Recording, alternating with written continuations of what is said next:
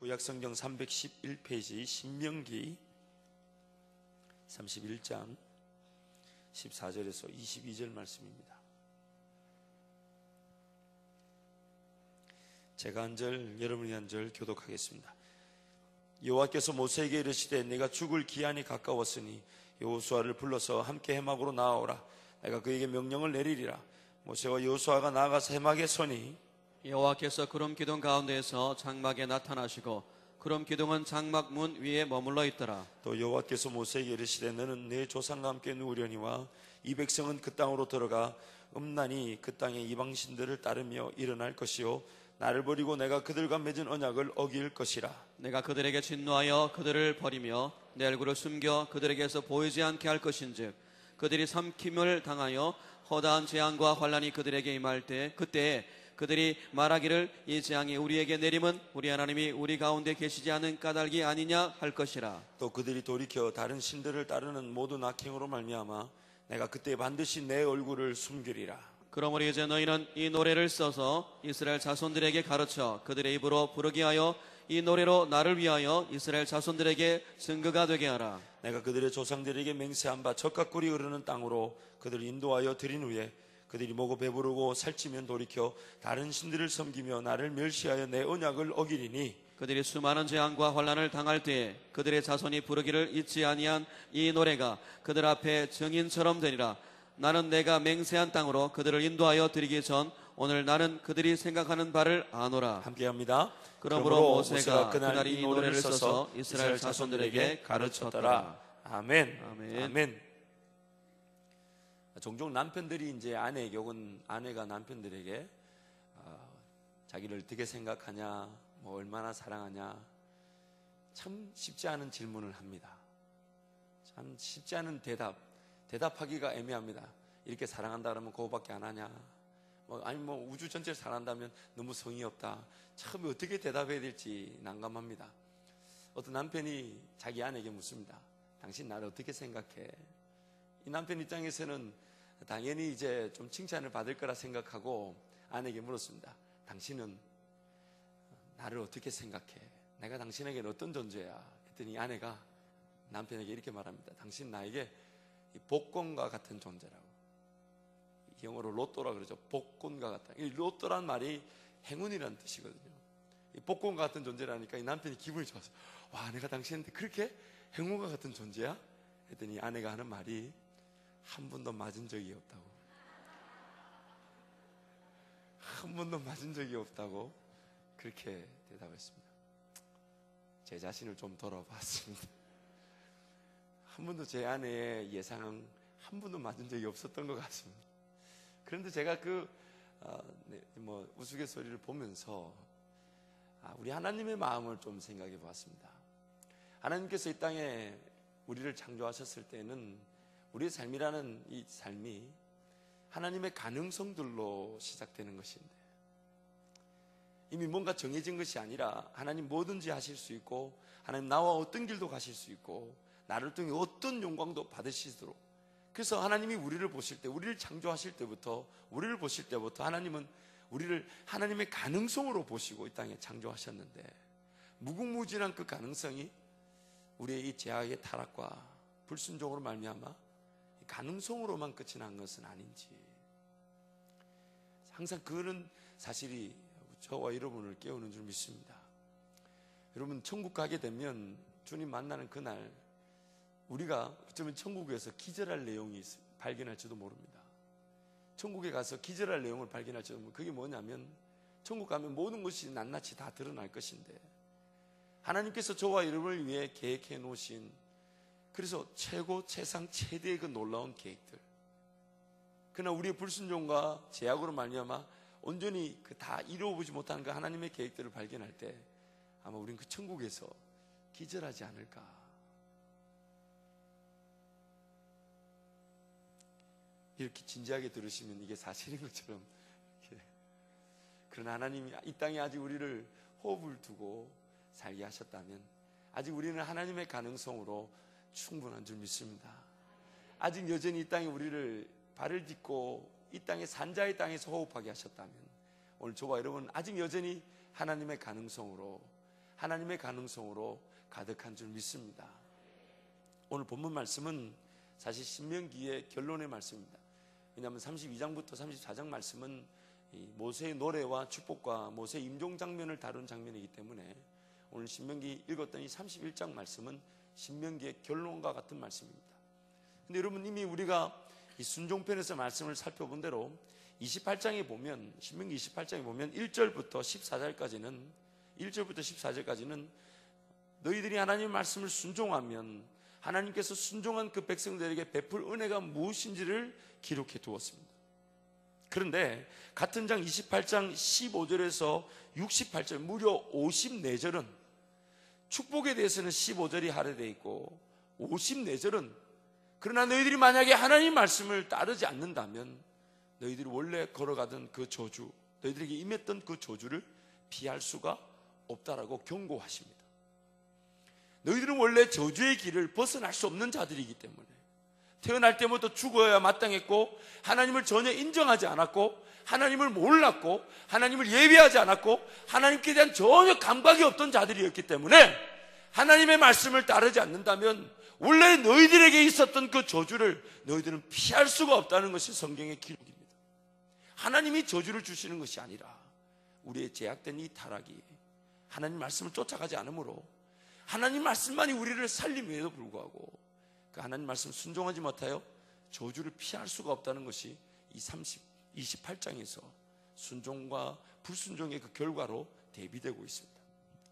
그런데 분명히 하나님께서 28장에서 야, 이제 너희들이 가나안 땅에 들어가면 그 땅에서 내가 너희들에게 준 이 말씀을 지켜 행하면 반드시 그 순종을 통하여 너희들이 은혜를 누리게 될 것이지만 그러나 너희들이 만약에 하나님 말씀을 지키지 않으면 너희들이 원래 당하는 그 저주를 피할 수 없다. 그러므로 말씀을 지켜라 라고 말씀을 주셨는데 그럼 이제 기회가 주어졌으니 이제 가나안 땅 가서 이제 이 말씀을 따르며 순종의 은혜를 누리고 나와 함께 하나님 백성답게 그리고 내가 영광 받으며 그렇게 살자. 그런 기대를 가지고 이제 가나안 땅으로 들어가야 되는데 신명기의 결론과 같은 31장에서 오늘 읽었던 말씀에서 하나님이 예견을 하고 계십니다. 그 예견의 내용이 뭐냐면 안타깝지만 너희들은 그 땅에 들어가서 내가 말한 하나님 말씀을 지키고 나의 말씀을 지키고 따르지 않고 기어이 불순종할 것이라고 하나님 예견하고 계십니다. 처음에 제가 이 말씀 묵상하면서 하나님 이게 웬 말입니까? 하나님께서 분명히 우리에게 말씀을 주셔서 순종하면 너희들이 이것으로 살 것이기 때문에 은혜를 누릴 것이지만 순종하지 않으면 원래 너희들이 당할 그 저주를 피할 방법이 없으니 나만 따라라. 그럼 이제 나만 따라라 하셨으니 그 가나안 땅에 데리고 들어가셔서 나만 따를 수 있는 그 은혜를 함께 누리자. 내가 기대한다. 너희들 할 수 있다. 이렇게 끌고 가셔야 되는데 28장 29장에서 실컷 너희들이 안 하면 이렇게 된다, 하면 이렇게 된다, 순종하면 은혜 누린다, 불순종하면 원래 저주를 피하지 못한다 해놓으시고는 31장에 와서 예견하시기를 안타깝게도 너희들은 내가 말한 그 법을 지키지 못하고 법을 어기게 될 것이다. 법을 어기게 될 것이다. 심지어 하나님이 모세에게 법을 어긴다는 이 내용을 노래로 만들어서 이스라엘 백성들에게 불리게 해라. 그리고 나중에 내가 저희들에게 예견한 대로 그들이 불순종하였다는 것을 그들 노래를 통해 증거가 되게 만들어라. 아주 예견도 보통 예견이 아닌 확고하십니다. 하나님 말씀하시기를 너희들은 하나님 내 말만 따라야 되는데 그럼에도 불구하고 너희들은 기어이 내 말을 따르지 않을 것이다. 그리고 분명히 따르지 않을 것이기 때문에 노래를 지어 불리게 해라. 입으로 그것이 노래로 내려와서 우리가 가나안 땅 들어오기 전에 하나님이 축복과 저주의 말씀을 주시면서 그리고 기어이 너희들은 그 축복을 누리지 못하고 저주를 피할 수 없다라고 말씀하셨던 것이 사실이었구나 라는 걸 깨닫게 하시기 위해서 노래를 지어 그것을 증거로 삼으라고 모세에게 말씀하셨습니다. 그리고 모세가 그 노래를 지어서 이스라엘 백성들에게 가르쳐 주었습니다. 이 무엇을 뜻하는 것일까요? 하나님께서 율법의 말씀을 주셨을 때 기회를 주시면서 너희들 이거 지켜야 된다. 꼭 지켜야만이 너희들이 산다. 다른 방법 없다.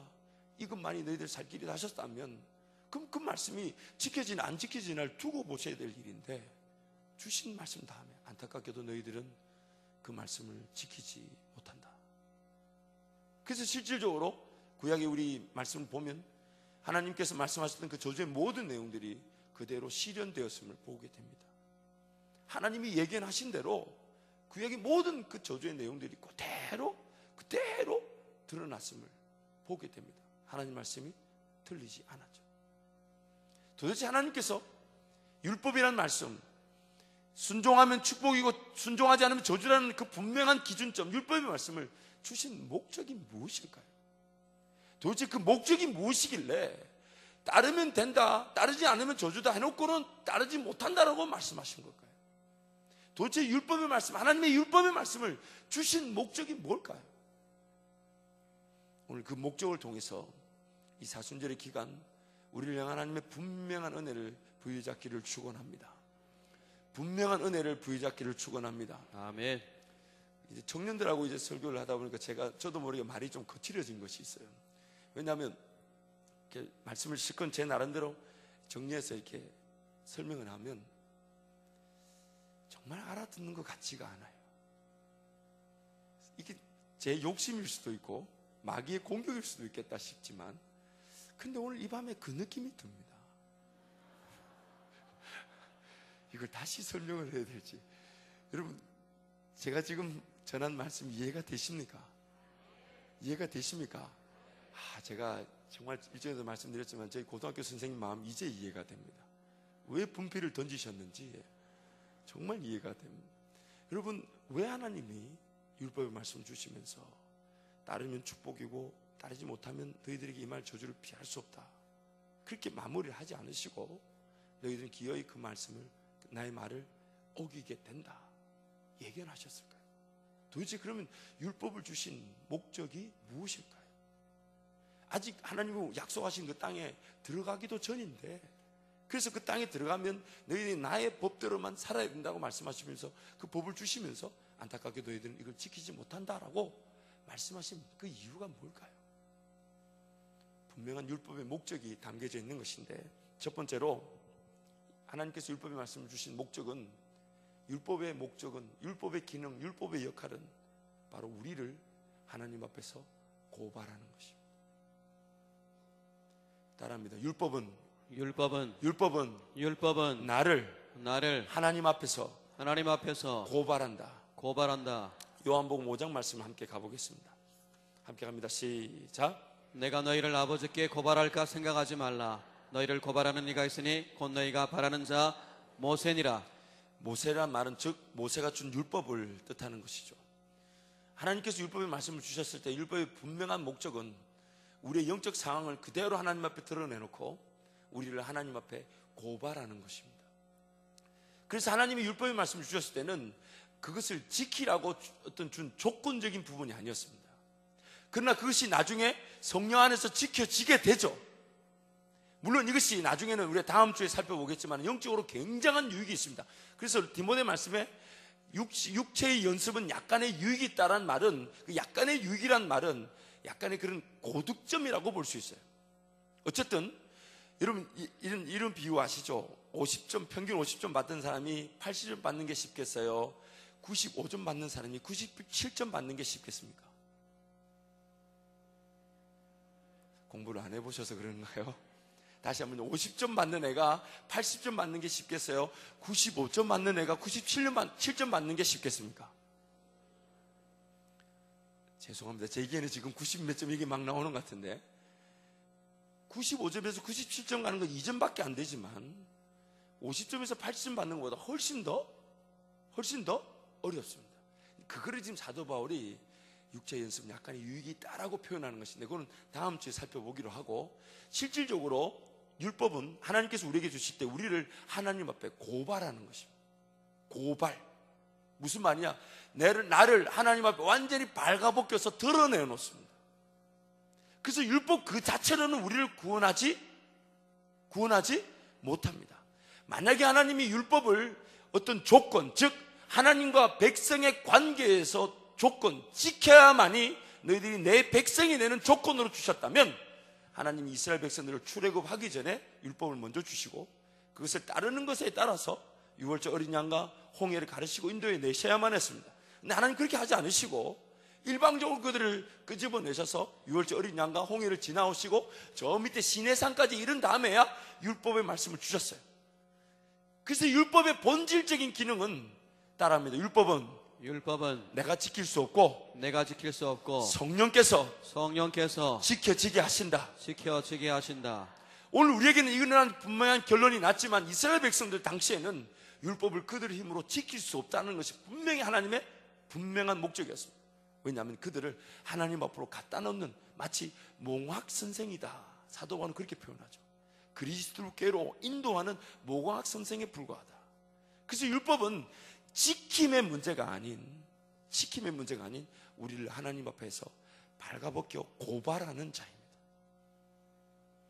누군가에게 우리가 고발을 당했다 할 때 우리 자세가 어떻게 됩니까? 목이 뻣뻣할까요? 목이 숙여질까요? 아니, 목이 뻣뻣할까요? 숙여질까요? 우리 교인들이 워낙 정직하게 사셔서 고발을 안 당해보셨는 모양인데 목이 숙여질 수밖에 없죠. 우리의 제약된 신분이 드러나고 정말 우리가 하나님 앞에 어울리지 않다라는 것을 율법이 철저하게 하나님 앞에 고발하는 것입니다. 그러나 구약의 그 백성들에게 율법도 분명한 은혜였죠. 왜냐하면 그 율법이 없다면 이 백성들이 방자하게 행할 수밖에 없습니다. 율법이 없다면 그 각가지 그 10계명에 나오는 그 법부터 시작해서 율법의 계명이 없다면 자기네들 마음대로 행하게 될 것이고 결국에는 하나님과의 관계가 깨어질 뿐만 아니라 자기들과의 관계도 깨어질 수밖에 없는 자들이었어요. 그래서 하나님이 최소한 그들을 지킬 수 있는 법을 주시면서 또한 하나님을 기억할 수 있는 장치를 만들어 주신 것이 그 당시의 율법이었고 그 당시의 은혜였습니다. 그러나 실질적으로 율법은 그들을 구원하지 못했고 결코 율법은 우리를 구원하지 못합니다. 야고보서 말씀에 모든 계명을 다 지켰다 할지라도 하나라도 어긴다면 너희는 모든 것을 다 어긴 거라고 말씀합니다. 실질적으로 거짓말하지 말지니라 해서 거짓말 안 할 때가 있죠. 근데 영원히 거짓말 안 할까요? 영원히 거짓말 안 할까요? 영원히 거짓말 안 할까요? 우리는 그런 존재들입니다. 율법은 지킴의 문제가 아닌 지켜지는 문제입니다. 내가 지키는 문제가 아닌 내가 성령을 따라가게 될 때, 성령께 순종하게 될 때 성령이 그 율법을 완성하시고 지켜지게 만들어 주시는 겁니다. 그리고 나중에는 그 성도가 자발적으로 율법의 말씀 하나하나를 따져 물으며 자기 생활에 적용하고 그것도 기쁨으로 알고 내가 이걸 지킨다라고 지키는 것이 아니라 그 자체가 즐거움이 되도록 하나님 인도해 가시죠. 그러므로 율법은 분명한 그 목적이 있습니다. 그것은 바로 우리를 하나님 앞에 고발합니다. 우리를 완전히 발가벗겨 놓습니다. 하나님 말씀은 살았고 운동력이 있어 좌우의 날선 어떤 곰보다 예리하여 홍과 영과 간절같이 곧을 찔러 쪼개기까지 하며 만물이 지으신 것이 하나라도 그 앞에 나타나지 드러나지 않음이 없느냐. 완전 파헤칩니다. 그것이 율법의 본 기능입니다. 우리를 고발합니다. 낱낱이 고발합니다. 작은 것 하나까지도 숨김없이 우리를 하나님 앞에 다 고발합니다. 그래서 우리란 존재가 어떤 존재이고 기어이 그 하나님 앞에 무릎을 꿇을 수밖에 없도록, 하나님 앞에 무릎을 꿇을 수밖에 없도록, 하나님 앞에 무릎을 꿇을 수밖에 없도록 그 율법이 우리를 하나님께로 인도하는 것입니다. 그러나 이것을 지킴의 문제로 갔을 때는 결국 바리새인과 서기관들 같은 그런 식상함과 내가 뭔가 했다는 것으로 나는 저 장녀와 세리와 같지 않다라고 자기 자신들을 우월감으로 내가 뭔가 했다는 것으로 기어이 그 하나님까지 죽이는 자리에 이르게 되는 것입니다. 율법에 대한 오해이죠. 참 재밌는 일들이 있어요. 예전에 이 얘기는 안 하는 게 좋을 것 같고, 최근에 이제 저희 여러분 다음 주 월요일 12시부터 4시까지 산내동 운전면허 시험장 주변 안 가시는 게 좋습니다. 우리 자매 하나가 시험 치러 갑니다. 굉장히 위험합니다. 저는 관저동조에서도 운전 안 하려고 생각하고 있습니다. 근데 이 친구가 지난 월요일인가 시험을 쳤는데 떨어졌어요. 떨어졌는 게 시험 치기에는 저는 자기가 30km만 달리기 연습해서 50km 달려야 되는데 이거 법을 뜨더니 시험 칠 때는 50km 잘 갔대요. 근데 마지막에 떨어졌는데 뭘로 떨어졌냐? 신호 위반으로 떨어졌다. 안타깝죠. 근데 그 신호 위반이 애매한 것도 아니에요. 빨간불인데 갔대요. 빨간불인데 갔대요. 이 자리에 앉아 계십니다. 빨간불인데 갔네. 그래서 물었어요. 빨간불인데 왜 갔어? 했더니 다른 차가 막 지나가더래요. 그래서 빨간불인데 자기도 모르게 솔솔솔 간 거예요. 그냥 다른 차들이 가니까. 사실 이거는 또 우리 청년 형제 중에 한 사람이 큰 지대한 역할을 했어요. 왜냐면 이 형제가 이 자매를 가까운 데 태워주면 늘 빨간불에 지나다녔거든. 박모군이라고 있습니다. 여러분 잘 아는 박모군. 그 친구가 마침 또 화장실 갔네. 아이고, 그 친구가 늘 빨간불에 지나다니까 이걸 이제 본 이 자매가 그날 빨간불에 섰는데 옆에 제가 빨간불인데 쑥 한 대들이 지나가는 모양이에요. 그러니까 가야 되나? 이러면서 슬슬슬슬 간 거예요. 빨간불인데. 제가 그거 보면서 일단 다음 주 월요일에는 집 밖에 안 나가는 게 안전하겠고, 근데 여러분 우리가 그런 존재들 분명히 뭐가 틀린 줄도 알고요. 하지 말아야 될 거 모르는 게 아닙니다. 하나님이 아니라는 거 다 압니다. 근데 우리 육신 자체가 그걸 지킬 힘이 있어요, 없어요? 있습니까, 없습니까? 슬슬슬슬 참고로 아내의 운전 연습은 남편이 하는 게 아닙니다. 완전 하나님의 가정이 아닐 수가 있습니다. 오늘 우리의 형편이 그러합니다. 우리의 형편이 아닌 거 알면서도, 틀렸다는 걸 알면서도 그냥 나도 모르게 한 걸음 쓱 넣어봤다 괜찮으면 두 걸음 쓱 넣어봤다 괜찮으면 한 세 걸음 쓱, 이런 바로 우리란 타락한 존재가 그렇다는 말이에요. 근데 그것을, 그 말씀을 내가 지키겠다고 덤벼드는 순간 그것이 지켜지겠습니까? 하나님 말씀이 지켜지겠냐고. 하나님 말씀하시면 안타깝지만 너희들은 그 말씀 지키지 못한다. 하나님을 방자히 여기며 하나님을 떠날 수 있기에, 또 자기들과의 관계가 깨질 수 있게 하나님 그 법을 주셨고, 그 법을 통해 최소한 하나님과의 관계라도 회복될 수 있도록, 하나님을 좀 기억하고 하나님께 달려나올 수 있는 제사 제도라도 확립시켜서 그 부족함에도 불구하고 하나님을 만날 수 있도록 우리에게 주신 게, 우리를 보호하고 우리를 지키기 위해서 주신 것이 율법이지, 안타깝게도 우리는 그 율법을 지킬 능력이 없습니다. 율법은 도리어 우리를 하나님 앞에 철저하게 고발합니다. 두 번째로, 이 율법은, 오늘 이제 첫 번째는 율법 우리를 고발합니다. 그리고 오늘 두 가지만 살필 것인데, 두 번째로 율법은 예수 그리스도의 모든 일들을 상징적으로 함축하고 의미를 가지고 있습니다. 완성되진 않았지만, 그러나 완성된 그 예수 그리스도를 두고 미완성, 그림자다.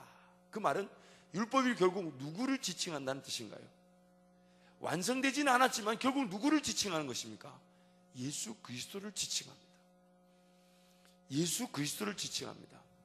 율법의 본 목적을, 여러분 하나님이 율법을 주셨을 때 본 목적을 자세히 한번 뜯어보면요, 사실 그 본 목적 속에서 예수 그리스도의 십자가와 그의 죽음이 반드시 율법 속에서 드러나게 되어 있습니다.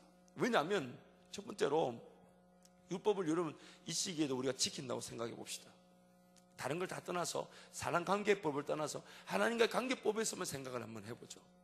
율법을 지킨다는 말은 내가 죄를 지었을 때 하나님 앞에 제사를 드리죠.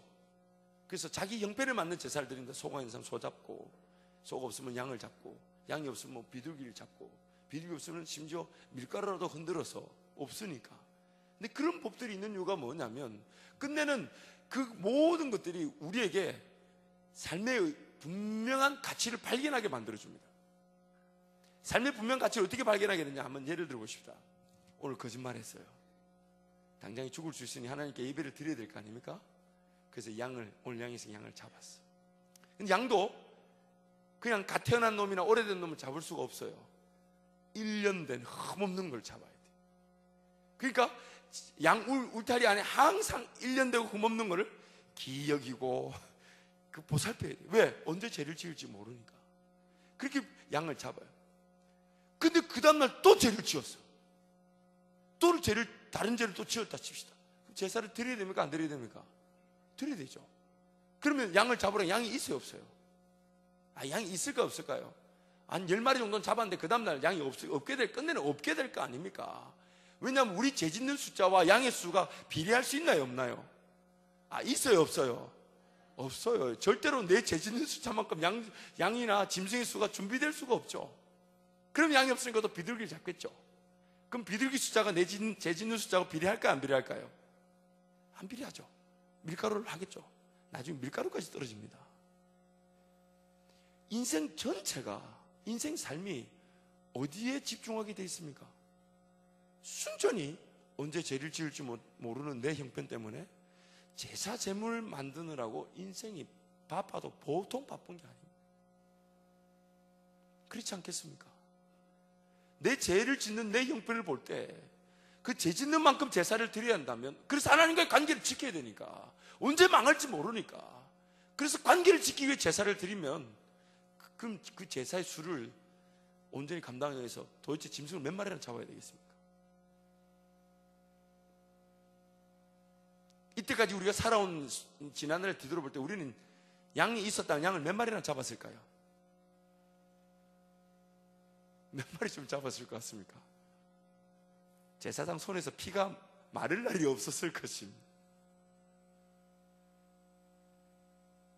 그런데 그 제사의 제물을 계속 준비하는 우리 입장에서 어떤 마음이 들 것 같습니까? 삶이 재밌을까요? 재미없을까요? 재미있을까요? 없을까요? 노다지 제사 예물 그거 준비하느라고 삶의 모든 시간과 모든 에너지가, 물질이 거기 다 붙들림 바 될 수밖에 없습니다. 왜요? 안 드리면 하나님과 관계가 완전히 깨지고 나는 멸망받을 그 멸망의 길을 피할 수 없으니까. 결국 살아도 사는 게 아니죠. 그러면 이 율법을 제대로 따르고자 하는 사람의 진정한 고백은 뭐겠습니까? 살고자 함이겠습니까? 죽고자 함이겠습니까? 오늘 저와 여러분의 삶에 분명한 하나님의 가치는, 분명한 목적은 창조 때부터 지금까지 변함없습니다. 타락한 이후부터 지금까지 하나님께서 어김없이 그의 백성들에게 강조하시고 말씀하신 게 뭐냐면, 너희는 내가 없으면 아무것도 못한다. 너희는 내가 없으면 아무것도 아니다. 너희들은 지금 살고자 하지만 실질적으로 너희들의 삶을 발견한다면 살려달라 말하지 않을 것이다. 나에게 차라리 죽여달라 말할 것이다. 나에게 차라리 죽여달라 말할 것이다. 지금 하나님께서 분명한 말씀을 그 율법을 통해 예수 그리스도 그분의 깊은 의미를 담아두셨어요. 우리란 존재는 저주를 피할 수 없고, 너무 안타까운 것은 무엇이 축복이고 무엇이 순종이도 알면서도 그 축복과 순종의 길을 제대로 걸어가지 못하더라. 오늘 우리의 영적인 인생이 율법을 통해 고발될 때마다 우리는 오히려 내가 뭘 지켰다, 내가 뭘 했다라고 말하는 거 아니라, 하나님 차라리 날 죽여주십시오. 하나님 차라리 날 죽여주십시오. 이렇게 사니 차라리 나를 죽여서 주님께 가는 게 낫지. 그래서 율법의 말씀이 오늘 예수 그리스도의 십자가든 하나님이 그의 백성들에게 변함없이 말씀하셨던 것, 네가 살고자 하면 반드시 죽어야 하리라. 네가 살고자 한다면 반드시 죽어야 하리라. 이러한 율법의 분명한 그 역할과 기능을 하나님은 예수 그리스도를 통해서 완전히 이루어 놓으셨죠.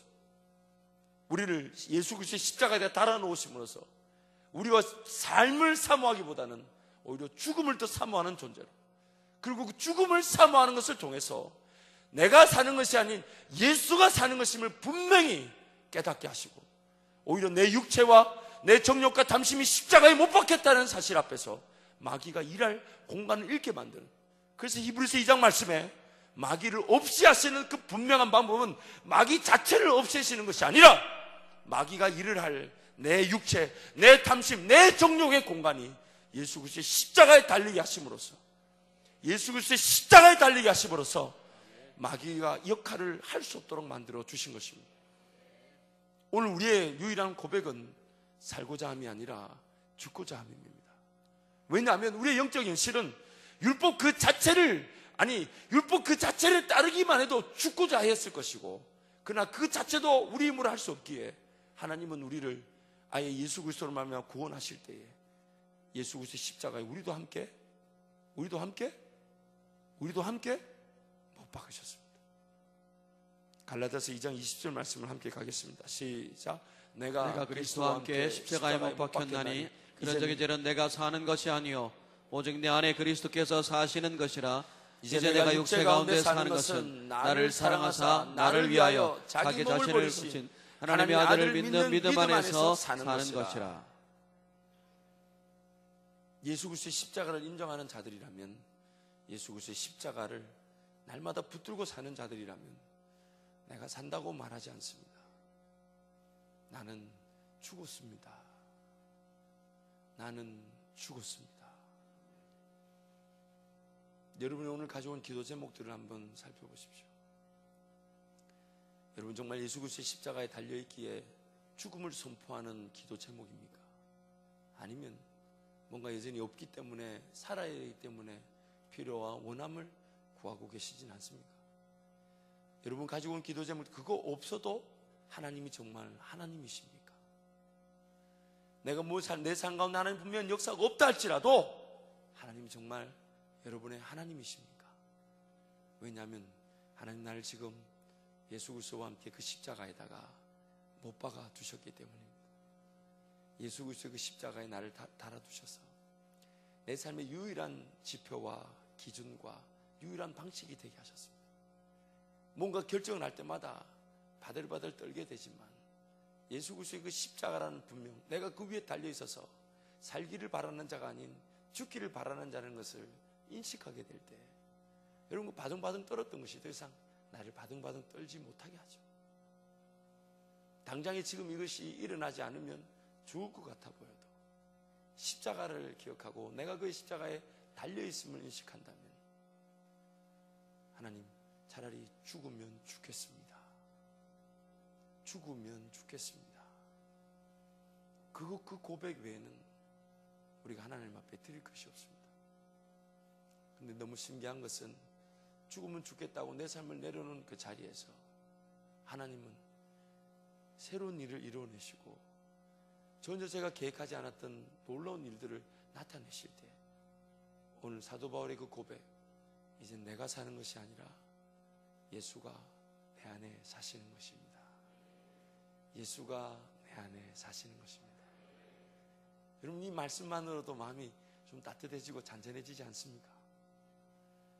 삶을 살아본들 요즘 들어서는 조금 재밌습니다. 저희 교회 와서는 너무 재밌어요. 왜 그러냐면, 첫 번째 우리 영안 담임 목사님 든든한 배경이 되어주시니 뭐든지 다 해보라 하시니 너무너무 재밌고, 두 번째 그 일에 여러분이 함께 기도해 주시니 너무 재밌고, 이제는 우리 교회가 꿔왔던, 제가 여러분 솔직한 고백입니다.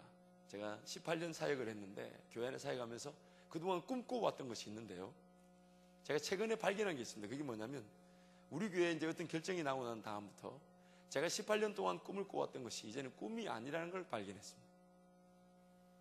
우리 교회 현실에 충분히 하나님이 주신 은혜로 감당될 수 있다는 걸 발견하고 조금 좌절했습니다.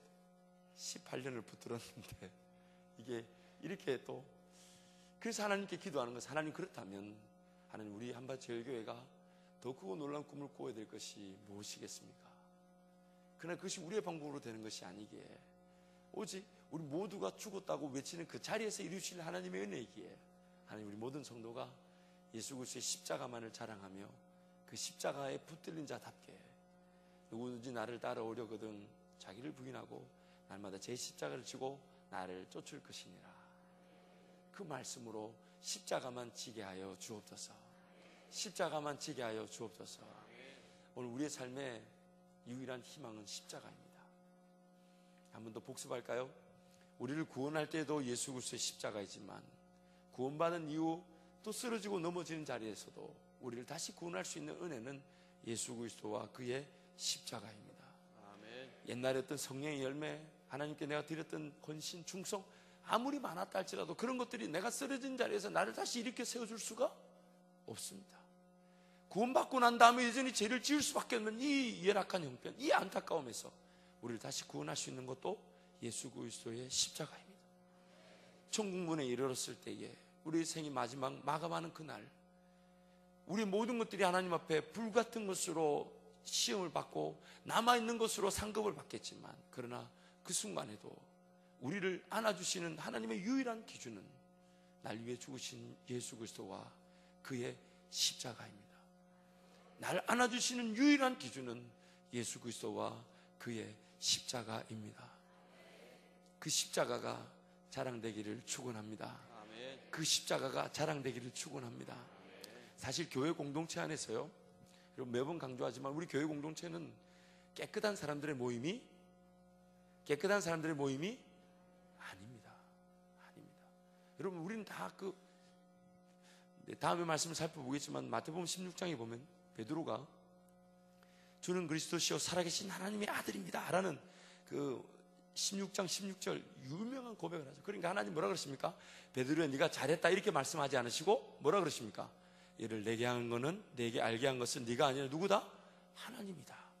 베드로를 칭찬하지 않으시고 하나님의 그 역사를 예수님이 높여드리셨죠.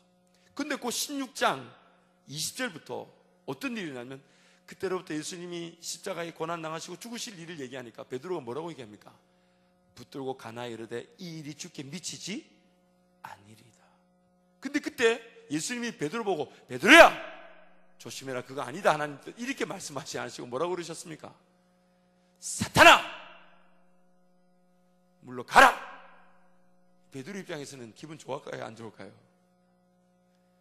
저와 여러분이 그런 존재들이 어제까지 찬송을 불렀다가 오늘 우리 입에서 저주가 나올 수 있는 자들이 바로 우리입니다.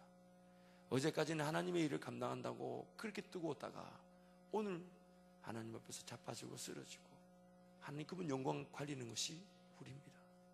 그래서 우리 교회 안에는요, 성령 하나님의 운행하심이 없으면 우리 모두 제정신이 아닐 것입니다.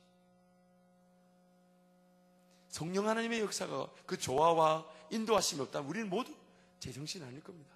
완전 이랬다가 어느 날 성령이 미쳐서 난리를 피웠다가 어느 날 또 언제 그랬는 듯이 내 육신의 소욕에 쫓아서 그렇게 마귀에 이끌리듯 그렇게 어느 날 성령 충만했다가 어느 날은 마귀 충만했다가 오늘 우리의 영적 현실이 바로 그러합니다. 그래서 교회는 깨끗한 사람들의 모임이 아닙니다. 너무 추하고 더러워서 날마다 죄인됨을 고백하는 죄인들의 집합소입니다. 제가 확신하건대 이 서대전 지역에서 가장 죄인들이 많이 모이는 곳이 한밭제일교회인 줄 믿습니다. 교회 숫자가 많을수록 죄인들의 숫자가 많다는 얘기죠. 그렇다면 우리 서로 볼 때도 참아줘야 될 건 참아줘야 됩니다. 왜요? 그 사람이 이랬다 저랬다 한다는 걸 나도 알고 그 사람도 알고 있잖아요.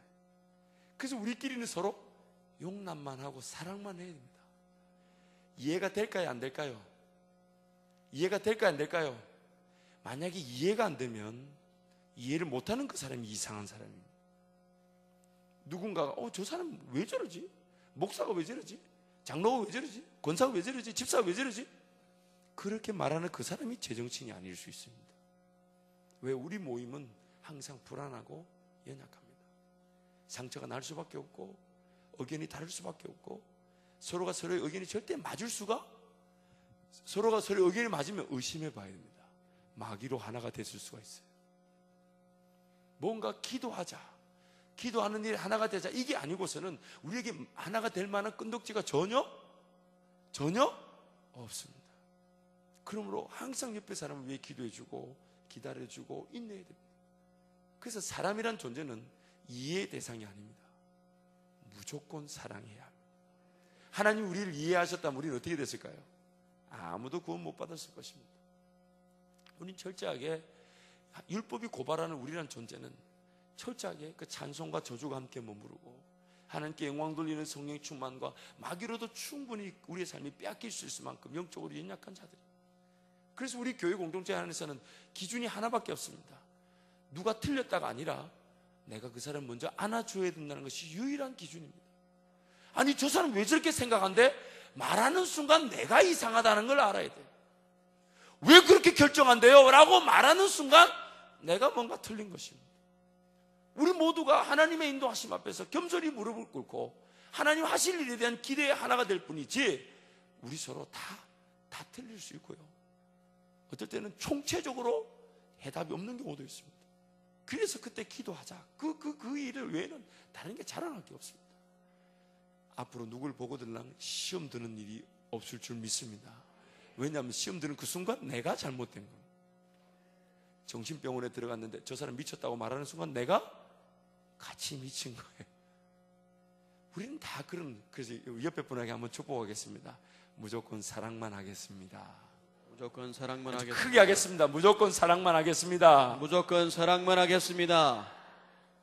다시 한번 더 우리 옆에서 고백하겠습니다. 제가 당신을 충분히 이해합니다. 한 번만 더 고백할까요? 정말 진실된 고백으로 자기 자신을 가리키면서, 사실 제가 제정신이 아닙니다. 우리 옆에 분에게 한번 고백하시죠. 아니, 율법이 그렇게 고발하고 있지 않습니까? 한번 고백하시죠. 사실 제가 온전하지 않습니다. 그러므로 저를 위해 기도해 주십시오. 성도님들 참 얼마나 일갔는지 모릅니다. 은혜 될 때는 크게 하시고 조금 마음에 안 들 때는 약하게 하시는데, 우리 서로 그렇게 기도하면서 동력해 나갈 때 큰 은혜가 임할 줄 믿습니다. 여러분, 무엇보다도 앞에 선 우리 영암 목사님, 그리고 특별히 저를 위한 기도 부탁드립니다. 어리고 연약하고 부족해서 정말 저도 어디로 튈지 모르는 연약한 존재입니다. 저는 훨씬 더 민감하고 소극적이고, 여러분 보시기에 뭐 목소리도 크고 뭐 키도 조금 있고 하니까 뭐 이렇게 자신 있게 하는 것 같으면 그렇지 않습니다. 저하고 같이 살아본 분의 얘기를 들어보시면 압니다. 제가 어느 날 제가 깨달은 게 있어요. 오늘 집에서 같이 이렇게 기도를 하는데, 뭐 기도 좀 놓고 기도하는데, 제가 한때는 그게 늘 불만이었어요. 그게 뭐냐면, 아니, 기도를 짧게 하시는 거예요. 지금 이 중대한 사항을 놓고, 물론 내용이 충분히 다 포함되긴 했지만 이걸 이렇게 짧게 하나?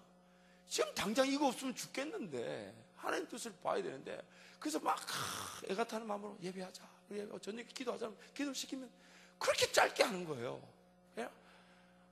그게 막 제 기도를 막 가로막는 것 같고, 그래서 사탄아 떠나가면서 저 혼자 길게 막 했어요. 길게. 어느 날 기도하는데 하나님 저에게 보여주셨어요. 그게 뭐였냐면, 제 기도를 보여주셨는데, 물론 제가 이제 나중에 제 아내가 하나님 주신 그 은사가 뭔지를 발견하고서부터 그때 제가 거의 모든 편견이 벗어졌지만, 제 기도를 하나님 보여주시고 제게 들려주셨는데, 뭐냐면, 제 아내는 그냥 하나님께 맡겨두고 믿었기 때문에 기도가 길지 않았던 거예요.